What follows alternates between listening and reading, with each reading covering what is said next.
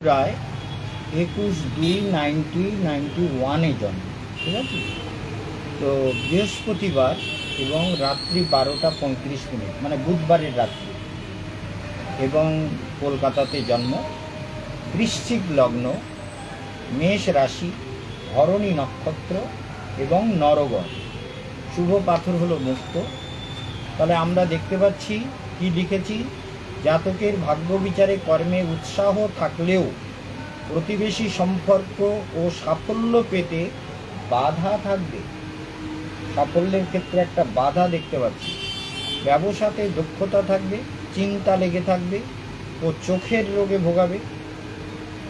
মনের মন্ত্রে তন্ত্রে আকর্ষণ থাকবে, মনের জোর থাকবে।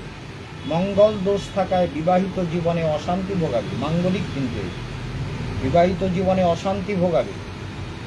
গুরুচণ্ডালী দোষ ও কালসর্প দোষ থাকায় জেদি, ক্রোধী ও একরোখা ভাব থাকবে।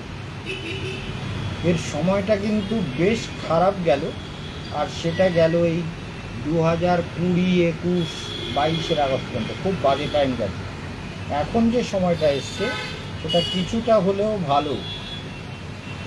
বর্তমান সময় শুভ, মানে 24 পর্যন্ত মোটামুটি গুরুজনের প্রণাম আশীর্বাদ যদি নেয়, 21শে জানুয়ারি 2025 শুরু পর্যন্ত ভালো যাবে। 24টা পুরো ভালো যাবে, বুঝতে পেরেছো? এখন কিছু করছে সার্ভিস করে, কিছু ঘরটার কিছু কনস্ট্রাকশন কিছু করছে না, আর কিছু ডেভেলপমেন্টের কাজটা কিছু হচ্ছে, মানে কনস্ট্রাকশনের কিছু রিমডেলিং করা, রেনোভেশন করেন, ঠিক আছে।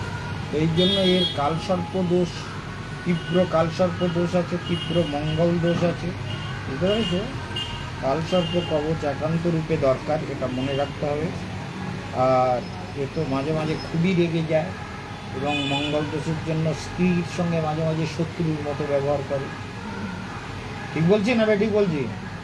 স্ত্রীর সঙ্গে মাঝে মাঝে শত্রু, মনে হয় বউ একটা শত্রু, এরকম ব্যবহার করে না?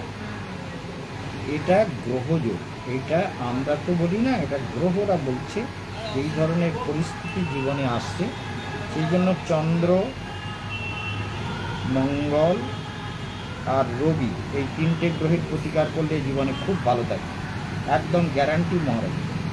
বার্মিজ মুক্তা 12 থেকে 14 রতি সারা জীবন দরকার, এটা বুঝতে পেরেছ? এবং রক্তপ্রবাল 15-16 রতি, আর নিউ বার্মিজ চুনি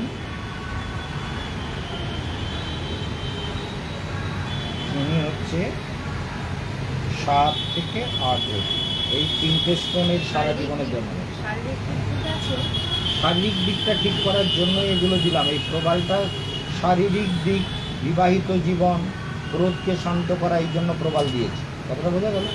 এটা কেটে দিয়ে আবার নতুন করে আরেকটা কর।